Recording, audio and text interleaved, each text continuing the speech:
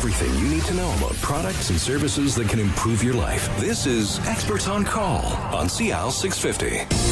Broke into the old apartment. This is where we used to live. Yeah, you're listening to StrataLife on CL 650, and we're talking about living in a strata building and the complexities of that. And we have our experts here today. Drew Grout is the Director of Strata Services at Key Pacific Property Management.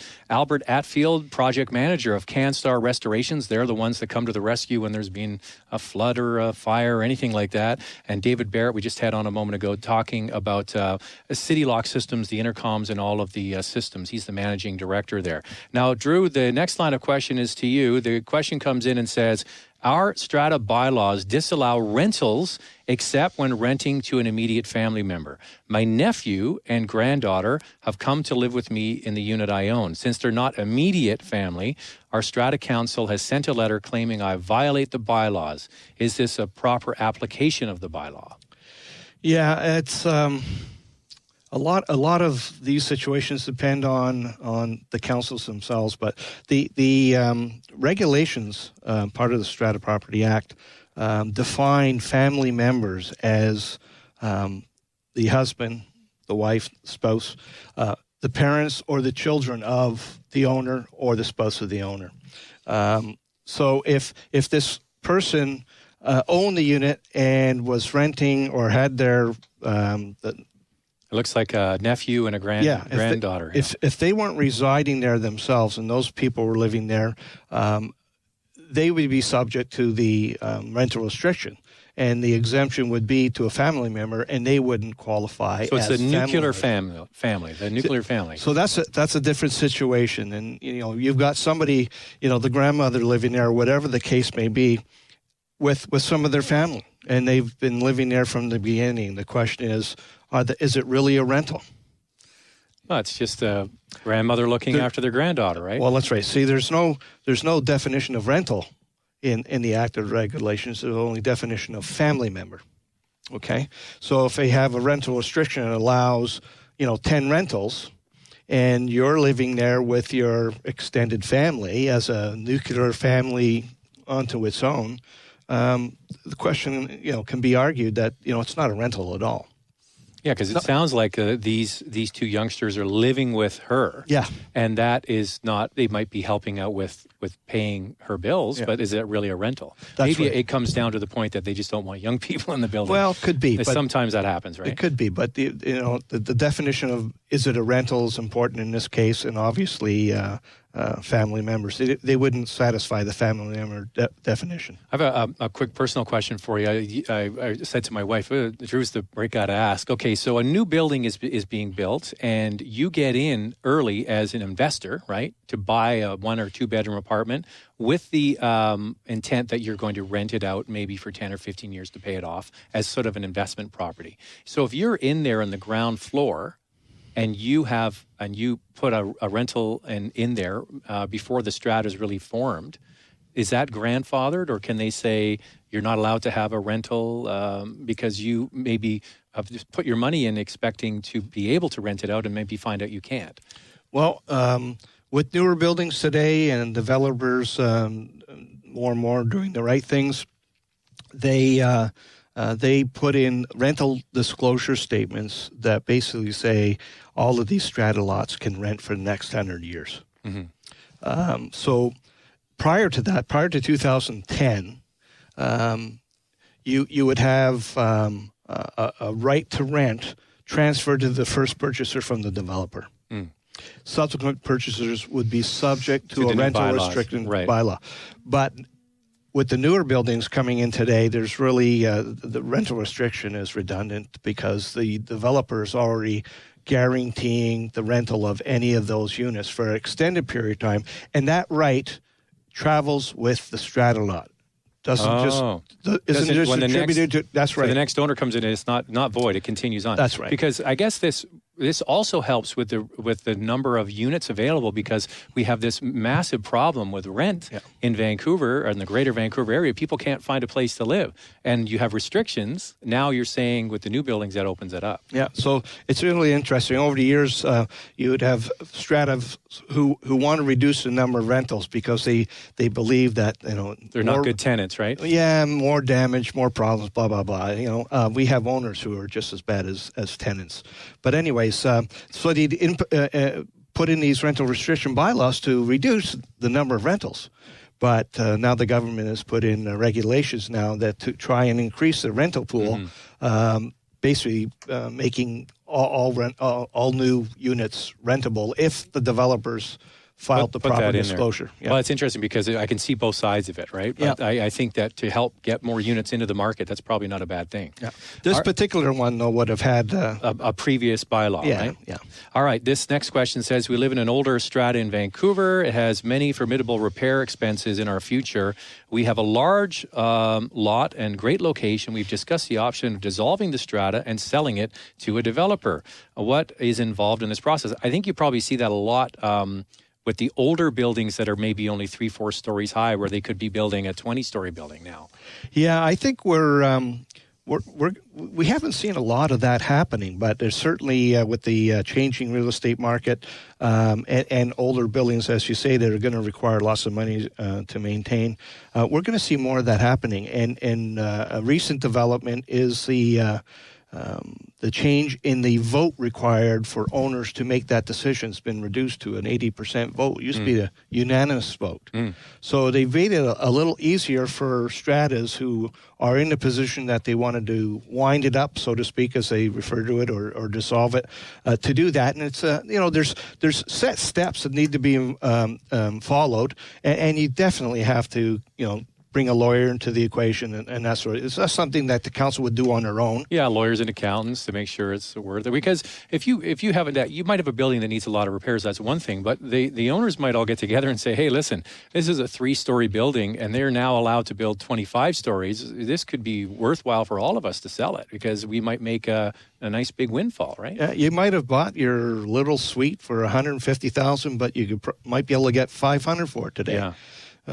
So it could be financial advantageous. Then you got to find a place to live. That's right. That's the right. problem. But I think what you see happening, or can see happening, is developer making arrangements for the people they're buying their suites from, and they're buying the property and their suites, giving them options to be tenants to buy into in the new place. One. Yeah. Okay. The next question. So it can happen. Our Strata Council has announced they'll be voting at the next annual general meeting to limit the size of pets in the building. I've got 2 dogs that will be violations under the new bylaw, but are allowed under the current bylaw. If this passes, can they make me get rid of my dogs? So this is one of the P's that we talked about, right? Well, pets, people, pools, and parking. Yeah. In a case like this, if you already have the dogs in place, you would be, those dogs our grandfather. Yeah. So you'd be, some places go from allowing dogs to no dogs at all. It doesn't make a difference whether it's no dogs or a size restriction. That dog would be able to continue staying there until sometime when they get rid of it or it dies. They couldn't replace it. Unless the dog, and they say, oh, that's the same dog. Well, I remember your dog being black. This one's brown. Yeah.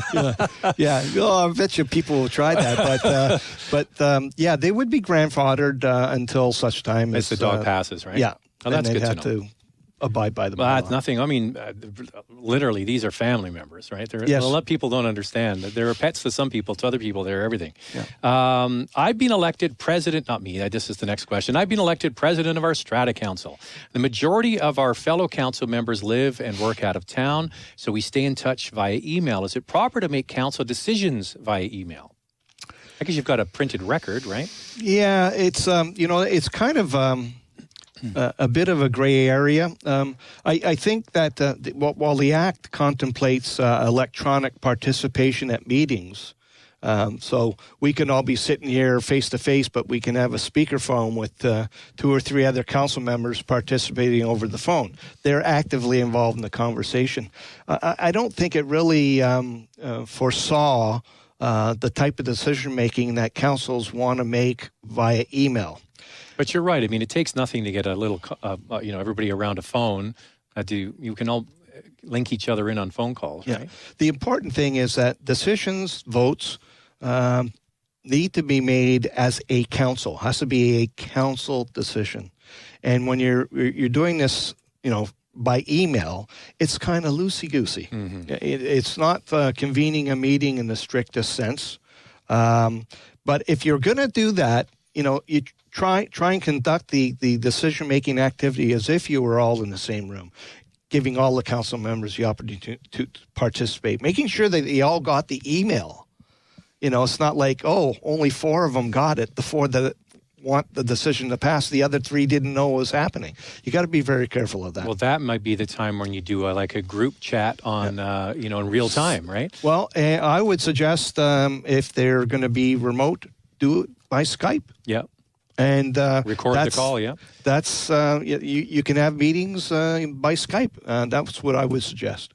All right, this next one also entails somebody being out of town. I'm frequently out of town on business, and I have a friend water my plants. She was shocked during a recent visit to my Strata unit when the Strata Council president used a key and walked into my unit. He said he was there to check on something and that the council has the right to enter my unit anytime to conduct council business. I feel like calling the police. Who's right? This one sounds like a violation of personal space. I would have to say on the face of it, I agree.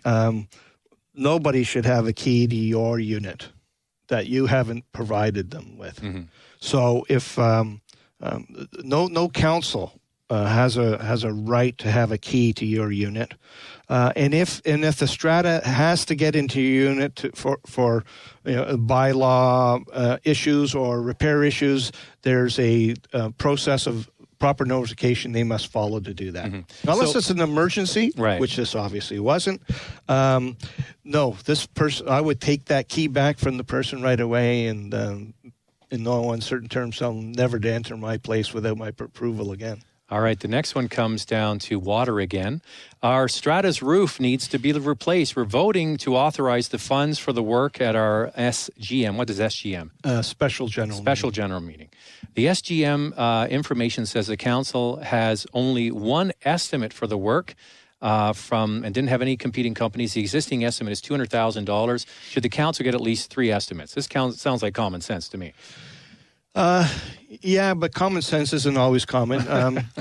There are times when you were using a contract you have experience with, and based on that, you may find it the price, the quality of work, all the things fit. Mm-hmm. Not to say you shouldn't get quotes, but there's no requirement anywhere to go get quotes unless your bylaw specifically said something. Right. And quite frankly, I've never seen a bylaw that required X amount of quotes for a certain thing. But quotes don't cost anything, right?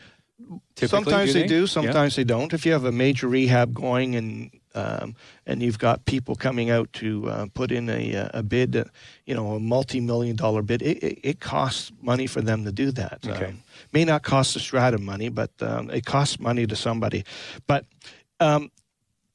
there are cases where, or times when a strata needs to move forward, and they'll get just the one quote, and it could look very appealing, and it could be the right quote, but they would likely want to, or may want to get a couple of other quotes to measure it against. Mm-hmm. In the meantime, though, they can go to the ownership, ask for the money based on that quote, because it's not going to cost any more than that. Yeah. It shouldn't cost any more because this is a good one. Locked but down, if we can do better before we ultimately award a contract, then we'll try and do it. So a lot of things can come into play, but generally speaking, a project that size, you should be getting a few more quotes. That's the voice of Drew Grout. He's the Director of Strata Services at Key Pacific Property Management. Also joining us is Albert Atfield, Project Manager at CanStar Restorations, and David Barrett, Managing Director of City Lock Systems. We're going to go around the table one more time and pick up on any questions we missed next, right here on StrataLife on CL 650. This is Experts on Call on CL 650.